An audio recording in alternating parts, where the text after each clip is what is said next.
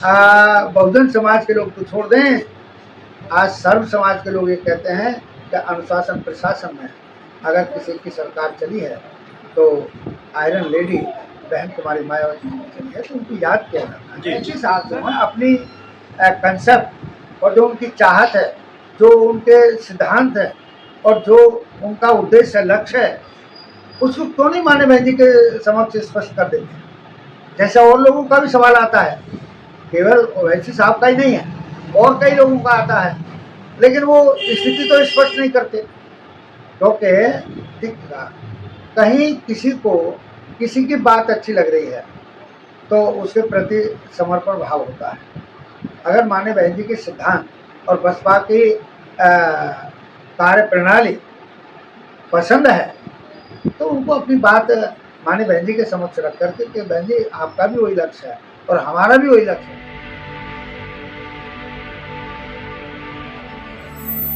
साथियों जय भीम, मैं मेवालाल और आप देख रहे हैं बहुजन समय। साथियों 5 राज्यों का चुनाव हो चुका है, सभी पार्टियां वहां चुनाव लड़ी, उसमें बहुजन समाज पार्टी भी चुनाव लड़ी, चाहे बंगाल हो, चाहे तमिलनाडु हो या केरला हो, इन जगह पर चुनाव लड़ी। लेकिन आखिर बहुजन समाज पार्टी आखिर कहाँ है? कहा जा रहा है कि आकाश आनंद का जादू नहीं चला। तो मेरा सवाल है कि आकाश आनंद क्या इतना स्वतंत्र है कि जो अपना जादू चला सके? यहाँ तक कि मुझे खबर मिली है कि वो अपने मर्जी से ट्वीट भी नहीं कर सकते। तो आज कड़ी सवाल है, लेकिन चिंता है कि बहुजन समाज पार्टी आखिर क्यों नहीं उभर पा रही है और हारी है तो बुरी तरह से हारी है। उसी को समझने के लिए हमारे साथ पूर्व बहुजन समाज पार्टी के पदाधिकारी रहे हैं, वाम से में पदाधिकारी रहे हैं और समाज में कैडर भी सुरेश चंद्र जी हैं। इनसे समझूंगा कि आखिर इसको कैसे देखते हैं। सर आपसे जानना चाह रहा हूँ, राहुल का वोट और अखिलेश का वोट दोनों समान है या अलग अलग है? जैसे मुस्लिम वोट ओके अलग अलग है। आज के टाइम में तो भाई सपा के साथ भी इस्लाम मत के लोग हैं तो कांग्रेस के साथ भी हैं। और अगर मैं एक बात और कह दूं तो जो मुस्लिम समाज कांग्रेस के साथ होता था उसी में से डाइवर्ट होकर के वो सपा के साथ गया, हम लोगों के साथ भी आया है। हालांकि कभी कभी हमको नाराज़गी में ये कहना पड़ा है, और नाराज़गी में भी क्या, साहब ने तो सत्य बात कही। 1995-96 में जब उत्तर प्रदेश में 35 लोकसभा क्षेत्रों पर इस्लाम मत के लोगों को अपने टिकट दिया और साहब ने ये कह कर के दिया कि भाई 50,000 से लेकर के 1.5-2 लाख तक मैं वोट दे रहा हूँ बसपा की, और तो मैं अथॉरिटी लेटर दे रहा हूँ। अगर मैं आपके समाज ने मतलब मुसलमान को वोट कास्ट कर दिया तो 35 मेंबर ऑफ पार्लियामेंट जीत करके बसपा से आ जाएंगे और इतने ही जीत करके सारे और राजनीतिक दलों से आ जाते हैं। तो जो 10% ऑफ द हाउस का जो कंसेप्ट है कि 10% ऑफ हाउस जिसके पास एमपी होंगे तो वो किसी भी सरकार के खिलाफ अविश्वास प्रस्ताव ला सकते हैं। तो फिर मेरे इस्लाम मत के लोगों के खिलाफ किसी आदमी की हिम्मत नहीं कि जो बोल पा रहे। लेकिन उस गठबंधन में या उस तरह के फैसला लेने में मान्यवर कांशीराम साहब सहज रह गए थे क्योंकि एक भी जीत करके नहीं आ पाया था। तब उन्होंने ये कहा था कि भाई मुसलमान को धोखा दिया। लेकिन जो मीडिया वाले लोग हैं वो खुरापाती थे, उन्होंने साहब को दूसरी तरीके से पेश कर दिया कि कांशीराम साहब ने मुसलमान को धोखेबाज कहा, जबकि ऐसा मकसद नहीं था। तो इस सारे प्रोसीजर को जब हम देखते हैं तो मेरे इस्लाम मत के लोग विचलन की स्थिति में भ्रमित हैं, फैसला नहीं ले पाते हैं। जबकि बहुजन समाज पार्टी का तो 1985-86 का ही नारा है कि मुसलमान का हित बहुजन समाज पार्टी के साथ सुरक्षित, ईसाइयों का हित बसपा के साथ सुरक्षित और दलितों का हित बसपा के साथ सुरक्षित। तो इस तरह के जो स्लोगन्स हैं मानवर कांशीराम साहब की सोच ने दिए हैं। और उस दौरान मान्य बहन जी भी देखो ना, साधारण कार्यकर्ता थी लेकिन मतलब मूल्यवान और जिम्मेदार उन्होंने अपनी जिम्मेदारी निभाई है। चाहे हरिद्वार के चुनाव हो, तटस्थ होकर के चुनाव लड़े हैं। 1 लाख से भी ज़्यादा, 1,60,000 के आसपास वोट हासिल करके कईयों की जमानत जब्त कराई है। उन लोगों की जमानत जब्त कराई जिनके नाम Guinness book of world record में है वोट हासिल करने। तो समय समय पर हालात, देखिए जब प्राकृतिक व्यवस्था का नियम है कि आदमी के हालात और ख्यालात बदलते रहते हैं। अब पार्टी भी क्या है, वो आदमियों का ही तो एक समूह है। कहीं कहीं वैसे वैसे चल रहा है, कहीं कोई अनुशासन नहीं है, लेकिन बसपा में अनुशासन है। इसलिए यहाँ पर जब आदमी के हालात ख्यालात बदल जाते हैं तो बसपा को भी उन चीज़ों को फेस करना पड़ता है और सही मौके पर सही फैसला लेने में हम लोग माने बहन जी मजबूत हैं और उसी तरह के फैसले वो लेती हैं। और कोई ये कहता है कि कहती कुछ है करती कुछ, ना ना ना, ऐसा कुछ नहीं। काम उन्होंने ऐसे कर दिए हैं कि जो काम भी याद करोगे उनका वो ताज जिंदगी याद रहेगा। और ये बहुजन समाज के लोग तो छोड़ दें, आज सर्व समाज के लोग ये कहते हैं कि अनुशासन प्रशासन में अगर किसी की सरकार चली है तो आयरन लेडी बहन कुमारी मायावती जी चली है, तो उनको याद किया जाता है। जी सर, मैं आपसे कह रहा हूँ, क्या बहन जी को ओवैसी को अगर गठबंधन करते रहे तो बहन जी को फायदा होगा? देखिएगा, ओबीसी साहब जो है, ओवैसी साहब जो है अपनी कंसेप्ट और जो उनकी चाहत है, जो उनके सिद्धांत है और जो उनका उद्देश्य लक्ष्य है, उसको क्यों नहीं माने बहन जी के समक्ष स्पष्ट कर देते हैं। जैसे और लोगों का भी सवाल आता है, केवल ओवैसी साहब का ही नहीं है, और कई लोगों का आता है, लेकिन वो स्थिति तो स्पष्ट नहीं करते। क्योंकि कहीं किसी को किसी की बात अच्छी लग रही है तो उसके प्रति समर्पण भाव होता है। अगर माने बहन जी के सिद्धांत और बसपा की कार्य प्रणाली पसंद है तो उनको अपनी बात माने बहन जी के समक्ष रख करके कि बहन जी आपका भी वही लक्ष्य है और हमारा भी वही लक्ष्य है, तो दोनों मिलकर के इस लक्ष्य को हासिल करते हैं। तो उस तरह की नीति से जब बात होती है तो उसमें यद्यपि बहन जी इस मामले में बहुत सख्त है कि भाई जो फैसले लिए हैं कि भाई गठबंधन वाला नहीं करेंगे, लेकिन अगर नेता विश्वास दिलाए कि मैं भी वोट अपनी तरह ही आपकी तरह ही मैं ट्रांसफ़र करा दूंगा, तो संभावना हर चीज़ की है। जी सर, आप तो हर सवाल का बेबाकी से जवाब देते हैं, तो मैं यही चाहूँगा कि आप उसी तरह से आप निर्भरित होकर के आप जवाब देंगे। अगर यूपी में बहन जी कमज़ोर होती है तो किसको फायदा होगा, बीजेपी को या सपा को? वहाँ पर देखिएगा, मैं फायदे की तरफ कम सोचूं, बहरहाल बहुजन समाज का नुकसान हो जाए। अगर माने बहन जी मेरा राजनीतिक दल बसपा यदि कहीं 1% का भी, कहीं 100वां हिस्सा भी हम कहीं कमज़ोर रह गए, कारण कोई भी हो, मक्कारी किसी की भी हो जाए, तो उसका रिजल्ट विशेषकर जो SC/ST के लोग हैं उनको ज़्यादा भुगतना पड़ेगा। जो आज भ्रमित होकर के इधर उधर भागे दौड़ रहे हैं, चाहे कोई सांसद बन जाए, चाहे कोई MLA बन जाए, कहीं जा कर के बहरहाल गुलामियत शुरू हो गई है। और जो बेइज्जत होने के मामले हैं वो भी काफ़ी व्यभिचार के केसेस सामने आ रहे हैं, तो उनकी बढ़ोतरी हो जाएगी और उसका पूरा जो मनवाद कहलाता है वो उसका लाभ उठाएगा। सर, कई चर्चा कर रहे हैं, कई लोग कह रहे हैं कि अगर बहन जी, मैं आपसे पूछ रहा हूँ, अगर बहन जी 2027 में अकेले चुनाव लड़ती है तो परिणाम क्या होगा? हम पहले से बहुत अच्छे होंगे और पूर्णतः दावा भी है कि हम सत्ता तक पहुंचेंगे। कई लोग तो कह रहे हैं कि कैंडिडेट नहीं मिलेंगे चुनाव लड़ने के। लोग, हमारे लोग, देखिएगा, ये मतलब इस तरह की भ्रम फैलाए जाते हैं लोगों के बीच, जनता के बीच, कि लोग ये सोच करके कि अब बसपा के पास कुछ नहीं रहा।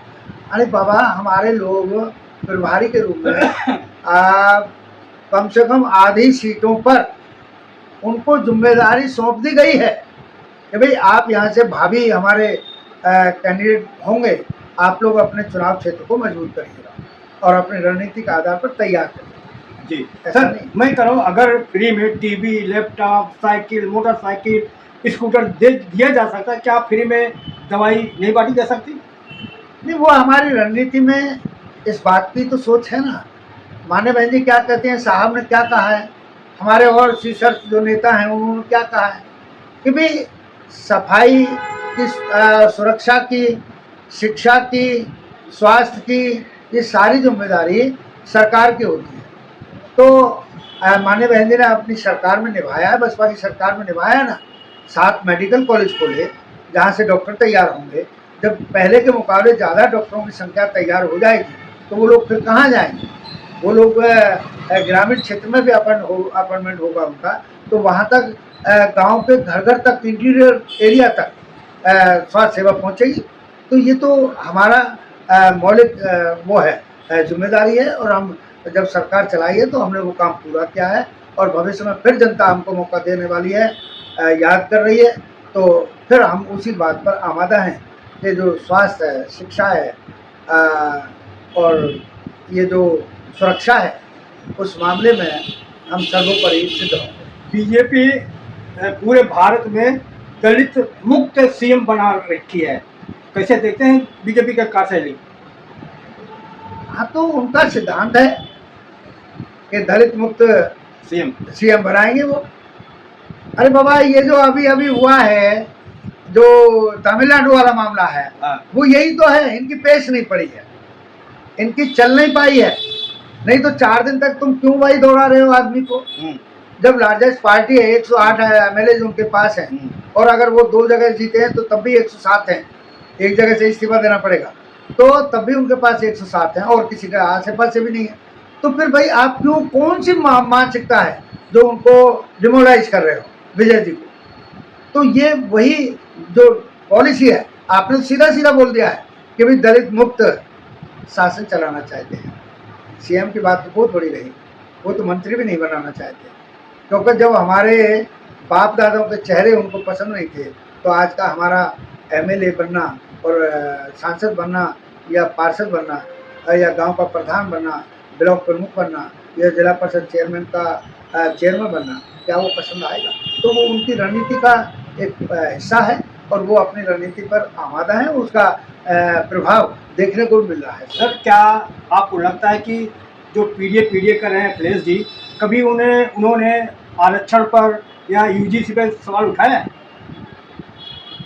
उन्होंने आरक्षण के बाबत, रिजर्वेशन इन प्रमोशन, उनके सांसद ने लोकसभा में बिल फाड़ा, तो आरक्षण की बात तो उनके विवेक से बहुत बाहर की बात है।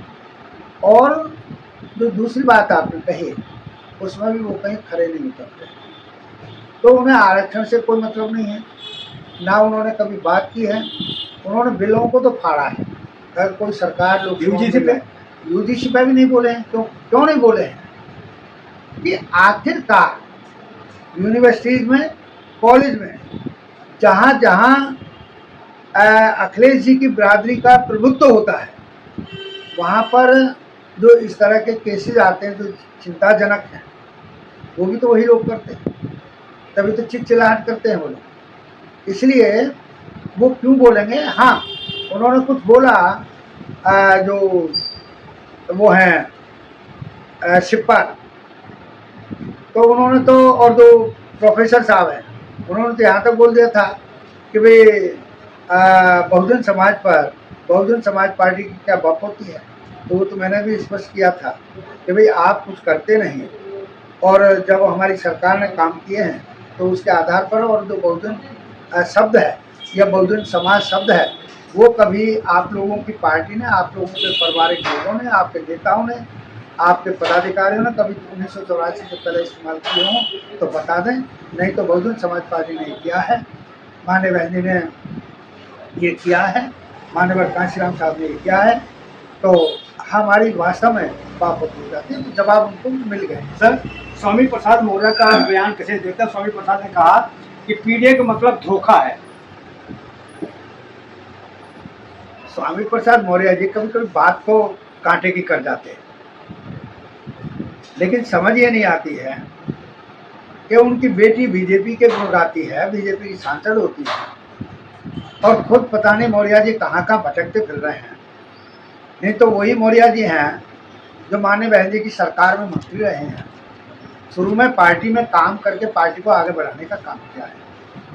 हम उनको, मेरे जैसा आदमी तो मानता है, लेकिन उनसे भूल हुई है, उनसे गलती हुई है, तो उन गलतियों का निराकरण करके उनको कर लेना चाहिए था। इसलिए जो स्वामी प्रसाद मौर्य जी ने कहा है कि भाई उस शब्द का मतलब धोखा है, तो ये लोग जो हैं धोखेबाज हैं, इसलिए उन्होंने वो छोड़ छाड़ दिया। लास्ट सवाल सर, उत्तर प्रदेश के सीएम योगीनाथ ने एक बयान दिया है कि पूरा देश गारंटी मान रहा है कि जहां जहां राहुल जाएंगे वहां बीजेपी की जीत पक्की, और यूपी में अगर अखिलेश आएंगे तो बीजेपी की जीत पक्की। कैसा बयान देख रहे हैं योगी जी का? वो समाज को बरगलाने का काम करते हैं, लेकिन हमें चौकन्ना रहना चाहिए कि वो कहाँ से इतने बड़े भविष्य ज्ञाता हो गए कि वो ये दावा कर देते हैं कि अब की बार हमारी इतनी सीट आएंगी और इतनी इतनी वोटों से हम जीतेंगे। वैज्ञानिक तरीके से कोई भी इस तरह का भविष्य का जानकार नहीं है, लेकिन वो इस तरह के वादे इरादे करते हैं चुनाव के दौरान। तो इसका मतलब हुआ कि वो धोखा देते हैं। धोखा देते वक्त भी जो धोखे की प्रक्रिया के पीछे की और जालसाजी है, उसमें भी वो पूर्णतः कार्यरत रहते हैं। इसलिए उनका ये कहना, नहीं तो मुझे बताओ फिर आप क्यों नहीं, जब ऐसा बात कहते हैं क्यों नहीं जो मतलब इसको वोटिंग मशीन को, ईवीएम को हटा देते हो? जब सारी जनता ऐतराज़ कर रही है तो आप हटा दीजिएगा। आप केंद्र में भी हैं, आप उत्तर प्रदेश पर भी हैं, तो आप उस चीज़ को, ईवीएम को हटा करके बैलेट पेपर वाली चुनाव प्रणाली लाइएगा। जब और देशों ने छोड़ दिया तो हकीकत का पता लग जाएगा। सर, यूपी में डबल इंजन के सरकार का रफ्तार कम है या और तेज हो गया है? मंत्रिमंडल बढ़ा दिया है, तो मंत्रिमंडल बढ़ाने से क्या हो जाएगा? स्पीड बढ़ जाएगा ना। स्पीड कैसे बढ़ जाएगा? और ज़्यादा काम होगा। मंत्रिमंडल में मंत्री तो बना दिया, मंत्री का पद तो दे दिया, लेकिन उस मंत्री जो मंत्रालय है उसमें दखल देने का अधिकार नहीं दिया है। नहीं तो हर जगह योगी जी जाएंगे, दिल्ली में फोटो लगेंगे तो योगी और मोदी के लगेंगे, क्या लेन देना भाई? या बंगाल जाएंगे चुनाव करवाने, जब बीजेपी का आदमी ये कहता है कि वो जो ये राहुल गांधी हैं ये वहाँ गए हैं, या और जो लोग गए हैं वो लोग, उन्होंने बेइज्जती की है प्रदेश की, तो योगी जी गए हैं, तो क्या वो इज्जत बढ़ाने गए हैं? लेकिन वो अपने चालाकी में पूर्णतः दम भर रहे हैं, और उसका असर भी नज़र आ रहा है कि जब बहुत सारे लोग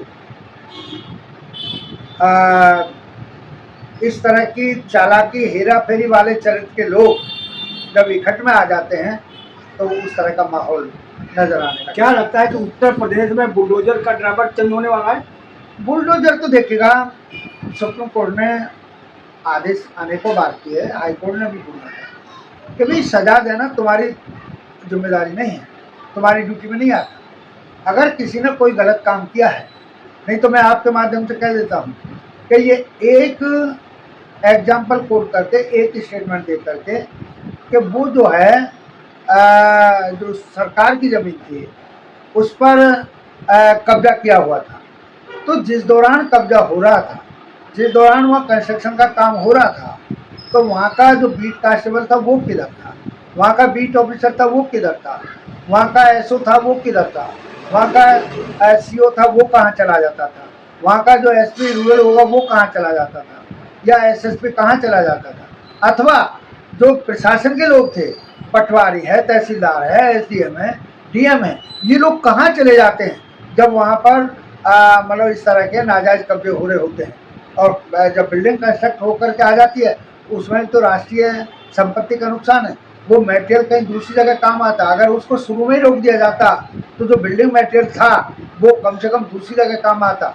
ऐसे लोगों के, बेईमान लोगों के लिए नहीं जो इस तरह के कब्जे करते हैं, लेकिन और जगह तो एक को मिल नहीं पाता है। तो ऐसे करके बुलडोजर चलाना उनकी दादागिरी है इस समय। कोर्ट ने तो अनेकों बार सही कह दूँ मैं, और माननीय न्यायालय से भी मेरा अनुरोध कि जब आपका आदेश कोई मान नहीं रहा है बुलडोजर के विषय में, तो उन पर कंटेम्प्ट ऑफ द कोर्ट लगा करके उनको जरा जेल जाते जाते हमें दर्शकों बताएं 2027 में उत्तर प्रदेश में कौन बाजी मारेगा?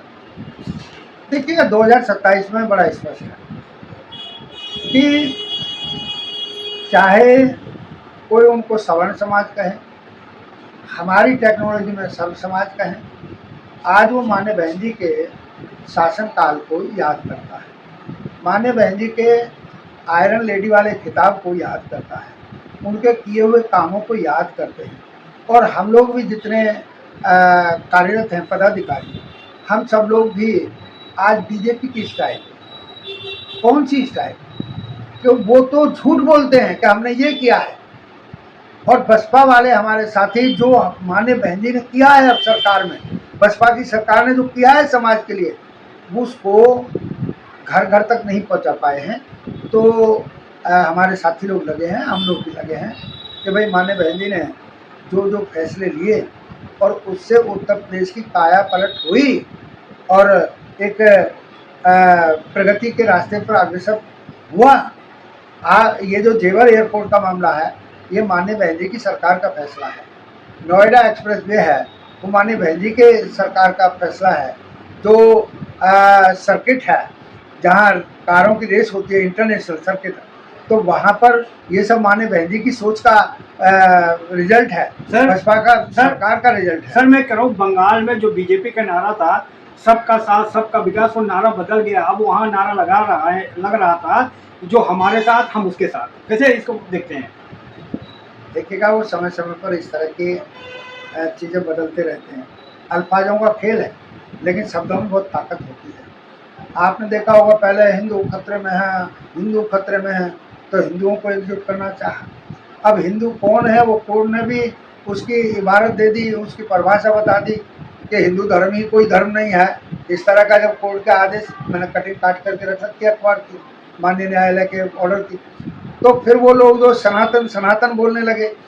अब जैसे ही समाज समझने लगा कि सनातन का लफड़ा क्या है, तो अब वो लोग दूसरा स्लोगन देने लगे कि जो हमारे साथ हम उसके साथ। इसका मतलब वो तो बड़ा स्पष्ट हो गया, ये तो पूर्णतः अनैतिकता हो जाएगी कि जिसने बीजेपी को वोट नहीं दी होगी तो फिर तो वो उसका कोई काम नहीं करेंगे। चलो ठीक है, तो धन्यवाद। तो साथियों, कैसी रही बातचीत प्रतिक्रिया में ये बताएं, और आपसे विनती है कि आप कहाँ से देख रहे हैं कमेंट में लिखेंगे, और एक छोटा सा कमेंट आपका किसी का सोच बदल सकता है। धन्यवाद। मैं मेवालाल, बहुजन समय, दिल्ली।